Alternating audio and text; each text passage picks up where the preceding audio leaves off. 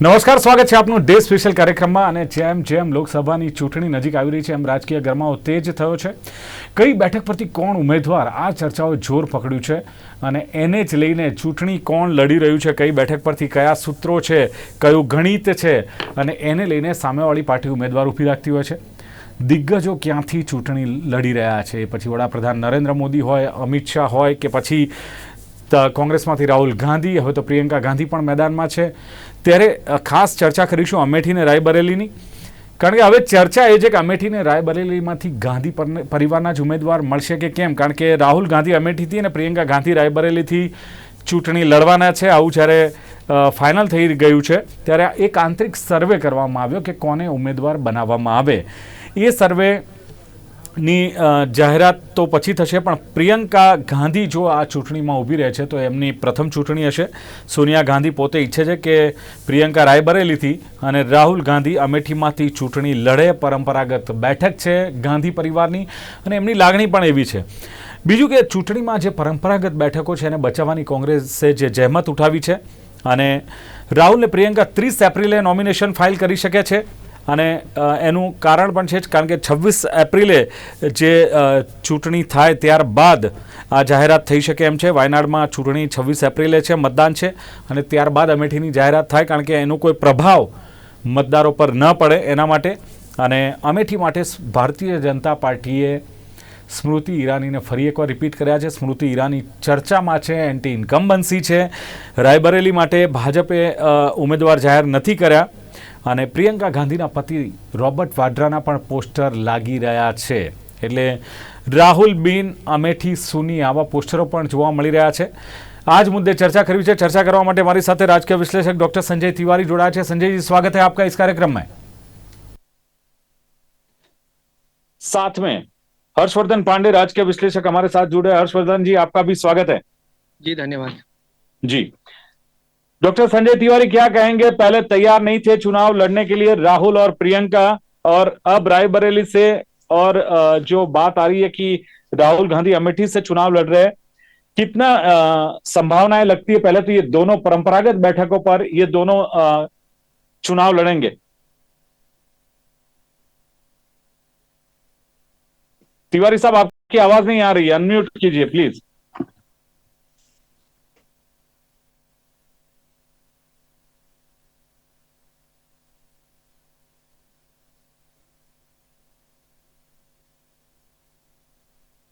चलो, तब तक मैं हर्षवर्धन पांडे जी से पूछ लेता हूँ.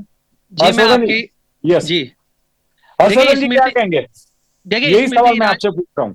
इस स्मृति ईरानी को जो आपने राहुल गांधी को अमेठी से हराकर गांधी परिवार को एक बड़ा झटका दिया, तो अब गांधी परिवार जो है किसको उतारेगा, इसको लेकर जो है कश्मकश तेज हो गई है. बैठकों का दौर चल रहा है और आप देखें कि वहां पर से प्रियंका आएंगी या राहुल गांधी आएंगे, गांधी परिवार के ही किसी चेहरे पर शायद सहमति बन सकती है. लेकिन मैं बात करूं यहाँ पर बीजेपी की, तो बीजेपी में भी एक तरीके से कांग्रेस को हराने के लिए एक तरह से बड़ी रणनीति तैयार की है. वो अपने पत्ते अभी खोल नहीं रही है और उसको इंतजार है जब तक वहां से उम्मीदवार डिक्लेयर होगा, उसके बाद से जो है वो कांग्रेस का उम्मीदवार घोषित होने के बाद ही उसके नाम का इंतजार करिए और उसके बाद ही अपने पत्ते खोलेगी.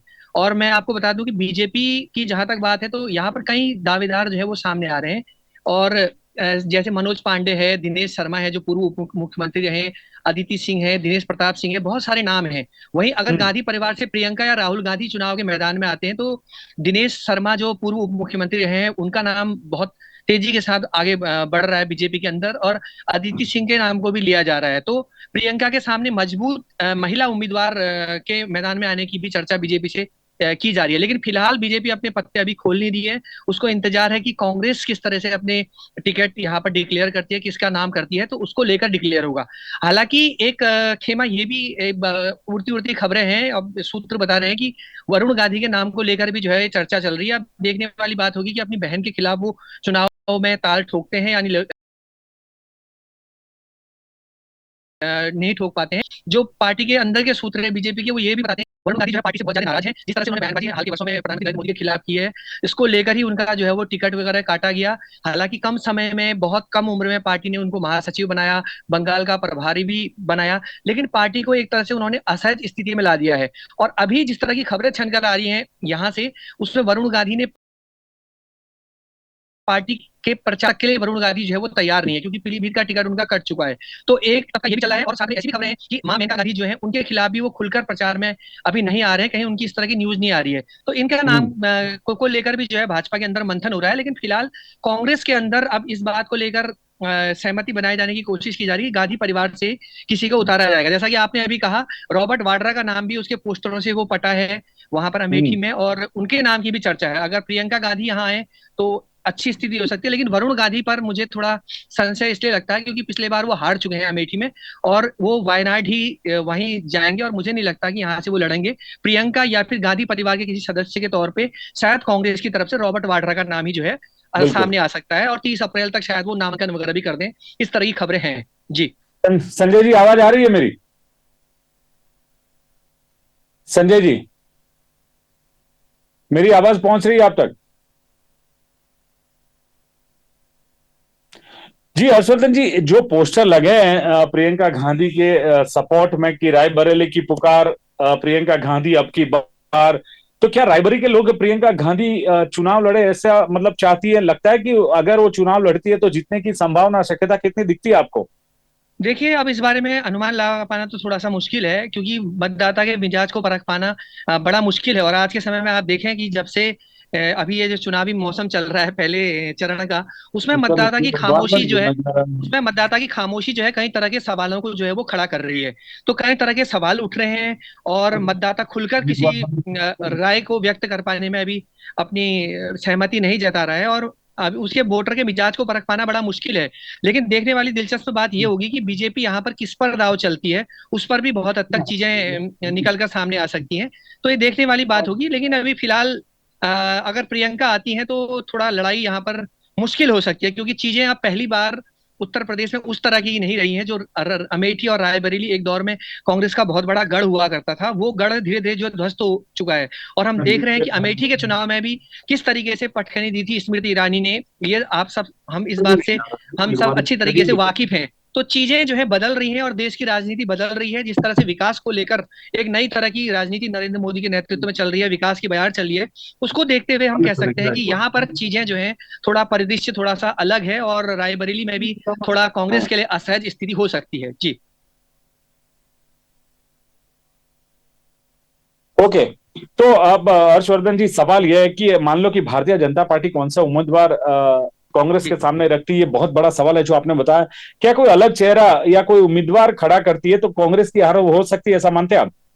हाँ, बिल्कुल कह सकते हैं। जैसा कि मैंने आपको बताया कि मनोज पांडे का नाम चल रहा है सियासी गलियारों में, दिनेश शर्मा जो पूर्व उप मुख्यमंत्री रहे उत्तर प्रदेश के, उनका नाम चल रहा है, अदिति सिंह का चल रहा है, दिनेश प्रताप सिंह का चला है। ऐसे कई चेहरे हैं। देखिए, पार्टी के पास अगर पार्टी किसी को मौका देती है पार्टी, तो उसके पास दावेदारों की कोई कमी नहीं है। और पार्टी एक तरह से भारतीय जनता पार्टी की अगर आप स्टडी करें तो भारतीय जनता पार्टी एक तरीके से जिताऊ उम्मीदवार खोजना कोई बहुत बड़ी चुनौती नहीं रही है। और पार्टी के पास, दिलीप भाई, सबसे बड़ी बात है कि पार्टी के पास आपके पास कैडर वोट होना चाहिए, आपके पास संगठन होना चाहिए। उत्तर प्रदेश में राहुल गांधी जो है बड़े पैमाने पर रोड शो करते रहे हैं लंबे समय से, आप देखिए, लेकिन उसके बावजूद भी पार्टी का संगठन बहुत लुंज पुंज है। पार्टी के पास कार्यकर्ताओं की ना फौज है, ना उसके पास कैडर है, ना कोई करिश्माई नेतृत्व है राज्य स्तर पे। आप ये देखिए कि आपके अध्यक्ष जो है वो मतलब कभी कभार जो है वो मैदान में निकलते हैं, जब चुनावी मौसम होता है तब आप अपने चेहरों को मैदान में उतारते हैं। इसके अलावा कहीं पूरा आप काम नहीं करते हैं। दूसरी तरफ से भारतीय जनता पार्टी की बात करें, आपके पास पूरी मशीनरी चलती है। पार्टी 24x7 में 365 डिग्री में जो है चलती रहती है हर समय। तो ये बहुत सारी चीजें हैं, इसको देखते हुए ये देखने वाली बात होगी कि इस बार चीजें किस तरीके से आगे बढ़ती हैं यहाँ पर जी। ठीक है डॉक्टर अजय तिवारी, में आवाज आ रही है मेरी? संजय जी मिल रही है। संजय जी क्या कहेंगे? मैंने बताया पहले कि पहले तो तैयार नहीं थे चुनाव लड़ने के लिए राहुल और प्रियंका गांधी। अब राहुल अमेठी से और प्रियंका रायबरेली से अगर मान लो कि उम्मीदवार घोषित होते हैं तो कितनी संभावना है कि ये चुनाव लड़ेंगे, जीतेंगे? क्या दिखते हैं आप? देखिए, ये इतनी खराब स्थिति इस समय अमेठी और रायबरेली को लेकर के हुई है कि पहली बात कि राहुल गांधी अमेठी छोड़कर एक बार चले गए, वायनाड से जीत के आए, अमेठी से स्मृति ईरानी जी जीत गई। इस समय अमेठी पूरी तौर पर राहुल मुक्त है कांग्रेस में। यदि वहां वो लौटते भी हैं तो अमेठी की जनता कैसे मान लेगी कि ये वही राहुल गांधी जी हैं जो रहेंगे। दूसरी बात, रायबरेली की जो स्थिति है, रायबरेली मुझे लगता है अगर कोई आए पूरे भारतवर्ष से और घूमकर देख कर जाए तो उसको स्वतः आभास हो जाएगा कि रायबरेली जिस ढंग से कांग्रेस की परंपरागत सीट रही है और रायबरेली को जहां पहुंचना चाहिए था वहां तो पहुंची नहीं, लेकिन इस बार अभी तक कांग्रेस ने अपना प्रत्याशी तक नहीं दिया। तो कांग्रेस के भीतर जो स्थिति चल रही है, जो मंथन चल रहा है या जो सलाह मशविरा चल रहा है, उसका विपरीत असर पड़ रहा है इस समय रायबरेली और अमेठी के वोटरों पर। देश भर का वोटर अपना प्रत्याशी लेके घूम रहा है, बात कर रहा है, चर्चा कर रहा है, लेकिन रायबरेली और अमेठी में कांग्रेस के वोटरों के पास कोई विकल्प दिख नहीं रहा। ऐसे समय में यदि राहुल गांधी जी या प्रियंका गांधी जी आते हैं चुनाव लड़ने, या दोनों आते हैं, बीच में नाम आया कि रॉबर्ट वाड्रा जी आएंगे अमेठी से चुनाव लड़ने, हाँ बिल्कुल, पोस्टर भी लगे थे। आते हैं तो मुझे नहीं लगता है कि कांग्रेस के लिए कोई बहुत बड़ा प्लस पॉइंट होने जा रहा है। हाँ, ये जरूर आएगा कि इससे किरकिरी होगी। कांग्रेस अवस्था से गुजर रही है उत्तर प्रदेश में खास तौर पर। ये एक चिंता की बात है, कांग्रेस के लिए चिंता होनी चाहिए कि वो अपनी परंपरागत सीटों पर सबसे पहले घोषित कर दिया जाना चाहिए था। वहां आज तक उन्होंने दूसरे फेज का चुनाव होने जा रहा है लेकिन अपने प्रत्याशी नहीं घोषित किए। भारतीय जनता पार्टी रायबरेली के लिए अभी उम्मीद कर रही है कि जो आएगा कांग्रेस से उसके विपरीत हम किसको खड़ा करें। नहीं, प्रियंका गांधी की पूरी शक्यता है संजय जी, प्रियंका गांधी की पूरी शक्यता दिखाई दे रही रायबरेली से। वो चुनाव लड़ रहे हैं क्योंकि रायबरेली की यही पुकार प्रियंका गांधी, अब की बार ये पोस्टर भी लगे और लगभग तय हो चुका है सूत्रों से जो जानकारी मिली है। पोस्टर नहीं लगे हैं, पोस्टर की जानकारी यदि आपको है तो ये गलत है। मैं कल रायबरेली होके आया हूं, मैं रायबरेली में जाम में फंसा था 2 घंटे। रायबरेली में अभी कोई पोस्टर किसी का नहीं लगा। रायबरेली में प्रतीक्षारत है, कौन आएगा अभी ये रायबरेली के लोगों को नहीं पता। अमेठी के लिए जो चर्चा चल रही थी, पहले रॉबर्ट वाड्रा जी ने एक इंटरव्यू में कहा था कि पार्टी कहेगी तो मैं लड़ूंगा। वो इंटरव्यू बड़ा चर्चित हुआ आज से 10 दिन 12 दिन पहले, लेकिन उसके बाद उसका नाम अचानक गायब हो गया। अब भारतीय जनता पार्टी तो केवल रायबरेली की प्रतीक्षा कर रही है, बाकी जगह तो भारतीय जनता पार्टी ने अपने सारे प्रत्याशी देख दिए। एक कैसरगंज उनका बचा है जो परसों शायद वो डिक्लेयर करें, लेकिन कांग्रेस किस मंथन में है ये समझ में नहीं आ रहा। राहुल गांधी जी को अगर वायनाड भी लड़ना है या लड़ना था और अमेठी भी लड़ना था तो उनको आ चुके होना चाहिए। अभी उनका पता नहीं। और प्रियंका जी जो वाली बात आ रही है कि रायबरेली से वो लड़ेंगी, तो ऐसी कोई सूचना अभी रायबरेली के अंदर नहीं है। अभी दिल्ली में ये सूचना हो सकती है या बाहर मीडिया में हो सकती है। अभी स्थानीय स्तर पर कोई ऐसी जानकारी नहीं है कि प्रियंका की चुनाव लड़ने आ ही रही। ओके, हर्षवर्धन पांडे साहब क्या कहेंगे कि जीतने की संभावना कितनी लग रही है आपको? अगर अमेठी में स्मृति ईरानी को भाजपा रिपीट कर रही है और सामने मान लो कि प्रियंका गांधी या तो रॉबर्ट वाड्रा उनके सामने अगर आते हैं, अमेठी में तो हालांकि राहुल जी का नाम चल रहा है, तो राहुल जी अगर आते हैं तो क्या इनकी एंटी इनकम्बेंसी का जो लाभ मिलना चाहिए राहुल जी को वो मिल पाएगा? लगता है ऐसा कुछ एंटी इनकम्बेंसी जैसा? नहीं, फिलहाल लगता नहीं है। इस बार देखिए, आपकी लोगों का मिजाज परख पाना बड़ा मुश्किल है। और जिस तरीके से काम हाल के समय में जो है किए हैं केंद्र की सरकार ने, और जिस तरह से उत्तर प्रदेश का डबल इंजन जो है बहुत तेजी के साथ काम कर रहा है, जिस तरीके से विकास की रफ्तार जो है बहुत तेज है, वो चाहे अमेठी में हो, इसको देखते हुए लगता नहीं है कि फिलहाल बहुत मुश्किल है। और भारतीय जनता पार्टी तो बार बार राहुल गांधी के बारे में रणछोड़ दास करके इसको प्रचारित भी कर रही है। वो बार बार भाग जा रहे हैं। मुझे नहीं लगता व्यक्तिगत तौर पे कि वो वापस ही करेंगे। और वहां पर पार्टी का सबसे बड़ी बात ये कि आपके पास संगठन नहीं है। और दिलीप भाई, सबसे बड़ी बात यह है कि भारतीय जनता पार्टी जो है पूरा एजेंडा लेके काम करती है, पूरा मिशन मोड पे काम करती है। वो आपके पास पूरी इलेक्शन की मशीनरी। आप देखिए कि कांग्रेस का कार्यकर्ता है कहाँ। एक दौर था जब आपका एक पुराना दौर हुआ करता था, ग्राम स्तर तक आपके पास जो है कार्यकर्ताओं की बड़ी फौज हुआ करती थी। अब वो उस तरह की स्थिति उत्तर प्रदेश में नहीं है। आप ये देखिए कि साल भर आप मेहनत नहीं करते हैं, ना आप बीज डालते हैं, ना आप खाद डालते हैं, और आप सोचते हैं कि हम फसल काट लेंगे। अब वो दिन चला गया। और उत्तर प्रदेश में योगी का डबल इंजन जिस तरीके से मजबूती के साथ कर रहा है, एक बहुत अच्छे प्रशासक की छवि जो है योगी आदित्यनाथ ने बनाई है। और हाल के वर्षों में जिस तरीके से लॉ एंड ऑर्डर, इस तरह की बहुत सारी चीजों को लेकर वहां पर काफी विकास की बयार बही है। इसको देखते हुए लगता नहीं है मुझे कि यहाँ पर एक बहुत बड़ी वो चुनौती पेश करेंगे। और उल्टा अगर यहाँ पर हार होती है फिर से, तो उनकी जगह असाई अलग होगी गांधी परिवार की। पांडे साहब, मैंने एंटी इनकम्बेंसी का इसलिए कहा कि जो संजय गांधी हॉस्पिटल है उसको सील कर दी गई, हालांकि हाईकोर्ट में उसमें दखलंदाजी की और सील खोलने की सूचना भी हाईकोर्ट ने दे दी। इसके लिए भी लोगों में रोष है, और कई सारी बातें जो आ रही है कि वो मतलब मुश्किलें पैदा कर सकती है स्मृति ईरानी जी के लिए। देखिए वो कह सकते हैं, लेकिन अभी फिलहाल देखिए अभी चुनाव में भी बहुत समय है और आप कुछ नहीं कह सकते हैं 2 दिन बाद 3 दिन बाद क्या होगा, किस तरह की स्थितियां बदलेंगी।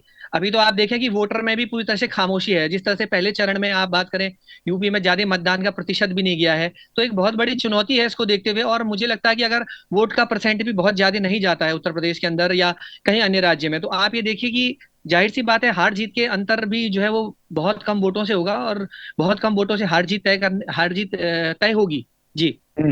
तिवारी साहब, सोनिया जी। गांधी 5 बार रायबरेली से जीत हासिल की है, अमेठी में राजीव गांधी ने 4 बार जीत हासिल की है। अब मान लो ये दौर राहुल जी और प्रियंका गांधी संभाल रहे हैं, क्या फर्क दिखता है आपको इन चुनावों में? जो पहले मतलब परंपरागत बैठकें थी और उनकी थी, गांधी परिवार की जो बैठकें थी, अब जरा मुश्किल हो रही है यहाँ पे। देखिए दिलीप जी, उसमें सबसे बड़ी बात यह है कि अभी आपने जैसे बताया 5 बार सोनिया जी, 4 बार राजीव जी, हम्म 9 बार ये लोग चुनाव जीते हैं। इसके पहले भी ये वो रायबरेली सीट इसी परिवार के पास रही है। लेकिन रायबरेली की हालत तो देखिए, इतने वर्षों में जो इस समय पीढ़ी वोट देने आ रही है, ये तीसरी चौथी पीढ़ी है। हम्म और इस पीढ़ी के सामने उत्तर प्रदेश की बाकी कॉन्स्टिट्यूंसी भी दिखाई दे रही है और रायबरेली और अमेठी भी दिखाई दे रही है। वहीं बगल में अमेठी में जब स्मृति ईरानी जीत के गई हैं और उन्होंने जो काम किया है वो दिखाई पड़ रहा है। रायबरेली की हालत यह है कि रायबरेली में आज की तारीख में भी आप रायबरेली शहर क्रॉस करेंगे तो आपको बमुश्किल 25-30 फीट का एक पुल मिलेगा, टूटा हुआ। 50 हम्म वर्षों का इतिहास वो बताता है। अब वहां पर उत्तर प्रदेश की सरकार एक नया पुल बना रही है, क्योंकि रायबरेली प्रयागराज को जोड़ता है और महाकुंभ के लिए प्रयागराज और रायबरेली को जोड़ने के लिए 4 लेन की एक सड़क बन रही है। और पहली बार, माने आजादी के बाद पहली बार रायबरेली में एक पुल बनने जा रहा। अब आप सोचिए कि रायबरेली के लोग क्या सोच रहे होंगे। हम्म बाहर बैठकर रायबरेली या अमेठी की समीक्षाएं करना लोगों के लिए आसान हो सकता है, लेकिन रायबरेली और अमेठी के लोगों के लिए उत्तर प्रदेश के साथ दिखाई पड़ने वाली चीजें हैं। उत्तर बिल्कुल अमेठी और रायबरेली से सटा हुआ जो स्थान है वो लखनऊ है, उधर प्रयागराज है, उधर वाराणसी है, बगल में अयोध्या है, उसके उधर गोरखपुर है। उन शहरों का विकास देखिए और रायबरेली या अमेठी की स्थिति लाइए। अगर यहाँ राहुल गांधी जी आते भी हैं तो मैं इस बात को आज की तारीख में दावे के साथ कह सकता हूं कि वो पराजित होकर जाएंगे।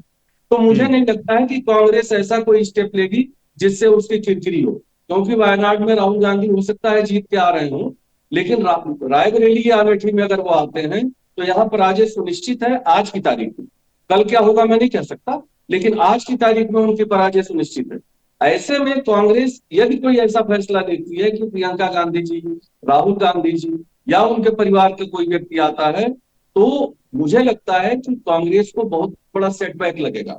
और इस हम्म सेटबैक को झेलने की स्थिति में कांग्रेस फिलहाल नहीं है, क्योंकि ये सभी को पता है कि भारत में राष्ट्रीय राजनीति का हर रास्ता उत्तर प्रदेश होके जाता है। बिल्कुल 80 बिल्कुल। सीटें हैं लोकसभा की। यहीं हम्म से उनके परिवार को विरासत में दर विरासत सत्ता मिलती रही है। आज की तारीख में उत्तर प्रदेश बदल चुका है। उत्तर प्रदेश में इस समय भारतीय जनता पार्टी दावा कर रही है कि हम 80 की 80 सीटें जीतेंगे। ये अलग बात है कि 80 की 80 संभव नहीं है, लेकिन हाँ उसके करीब तक वो जरूर रह सकते हैं। इस बिल्कुल। अवधि में यदि राहुल गांधी, प्रियंका गांधी या कांग्रेस ऐसे अपने किसी चेहरे को ले आती है तो ये कांग्रेस के लिए सेटबैक होगा। अगर कोई होशियार आदमी होगा तो वो ऐसा नहीं करेगा। आगे क्या वो लोग निर्णय लेंगे ये उनका निर्णय होगा, लेकिन हम्म कोई होशियार व्यक्ति इस समय, इस माहौल में, इस परिवेश में उत्तर प्रदेश से कांग्रेस के ऐसे परिवार के किसी चेहरे को प्रस्तुत नहीं करना चाहेंगे। ये अलग बात है कि ओके। अभी तक प्रतीक्षा हो रही है रायबरेली में, और रायबरेली से हो सकता है कि परिवार का कोई व्यक्ति आए। अभी हम हम्म कंफर्म नहीं कर सकते इस चीज को। हो सकता है प्रियंका जी आए, क्योंकि प्रियंका जी अपनी माता जी के समय के लगभग सभी चुनावों को हैंडल करती रही हैं। रायबरेली से वो कनेक्ट भी हैं, रायबरेली के लोकल लोगों से भी वो कनेक्ट है, हम्म रायबरेली की लोकल यूनिट उनके संपर्क में रहती है। ढेर सारे लोगों को मैं जानता हूँ, व्यक्तिगत रूप से जानता हूँ जो प्रियंका जी से जुड़े हुए हैं। लेकिन इसका मतलब ये नहीं हुआ कि चुनाव लड़ने आएंगी प्रियंका जी और जीत कर चली जाएंगी। ये चलो बहुत बिल्कुल। कठिन दौर है इस समय रायबरेली के लिए। और हर्षवर्धन जी अमेठी क्या कहेंगे? यस। प्रियंका गांधी की जो बात जो डॉक्टर संजय तिवारी जी ने की कि प्रियंका गांधी का काफी लगाव है उस बैठक से जो सोनिया गांधी लड़ती आई थी, पर प्रियंका गांधी पहले तो कह रही थी कि हर चुनाव लड़ना कोई जरूरी नहीं है, और अब क्यों तैयार हो गई, और मान लो कि तैयार हो गई है तो नैया पार हो जाएगी। और दूसरा, कांग्रेस के कार्यकर्ताओं को इससे कोई पार्टी को कार्यकर्ताओं को बल मिलेगा? पांडे साहब। देखिए देखिए, लगता नहीं, वो तो बार बार बात करेंगे कि राहुल जी के नेतृत्व में हम आगे बढ़ेंगे, प्रियंका जी के नेतृत्व में आगे बढ़ेंगे, लेकिन ऐसा लगता नहीं, क्योंकि अब उत्तर प्रदेश जो है वो पहले जैसा उत्तर प्रदेश नहीं रहा। वहां पर जैसा कि तिवारी जी ने कहा कि मैं उनकी बात से पूरी तरह से सहमत हूं, अब उत्तर प्रदेश की राजनीति पूरी बदल गई है। और जैसा की बात है कि दिल्ली का रास्ता आपका यूपी से होकर जाता है, बड़े बड़े प्रधानमंत्री जो है वो यहीं से निकले हैं हमारे उत्तर प्रदेश से। तो कहीं ना कहीं गांधी परिवार को लेकर अब जो करिश्मा है गांधी परिवार का, वो जो है नजर नहीं आता उत्तर प्रदेश में भी, उत्तर प्रदेश की सियासत में भी। और जो वोटर है उसके मिजाज को भी हम समझ सकते हैं। आप देख सकते हैं कि जिस तरीके से विकास बहुत तेजी से हुआ, और जैसा कि तिवारी जी ने कहा, मैं उनकी बात से सहमत हूँ, आसपास के इलाकों में उस विकास का प्रभाव नजर आता है। आप ये देखिए कि इतने सालों से वहां पर सड़क में गड्ढे, गड्ढे में सड़क, मतलब इस तरह की जो बेसिक बुनियादी चीजें हैं वो उस कंस्टिट्यूएंसी को आप दुरुस्त नहीं कर पा रहे हैं। तो ऐसी बहुत सारी चीजें हैं, तो इसको देखते हुए यहाँ पर राह बहुत मुश्किल लगती है मुझे गांधी परिवार की, और मुझे लगता है कि वो रिस्क नहीं लेना चाहेंगे यहाँ चुनाव में दोबारा से आकर। अगर हार होती है फिर तो आप समझ ही सकते हैं कि गांधी परिवार का ऑरा एक तरह से बिल्कुल पांडे साहब एक बात लगती है कि वायनाड में चुनाव 26 जी अप्रैल को है, मतदान है, उसके जी। बाद अमेठी की मतलब जो उम्मीदवार है उसकी घोषणा हो सकती है कि ताकि मतदान पर कोई असर न हो। देखिए 30 अप्रैल से पहले पहले मुझे लगता है व्यक्तिगत तौर पे कि 30 अप्रैल के आसपास तक क्या पता कोई ना कोई नामांकन जो है फाइल किया जाएगा। जैसा कि मैंने आपसे पहले भी कहा शुरुआत में कि बीजेपी वेट एंड वॉच वाली स्थिति में है। पहले कांग्रेस की तरफ से उम्मीदवार डिक्लेयर होगा, उसके बाद बीजेपी अपने पत्ते खोलेगी।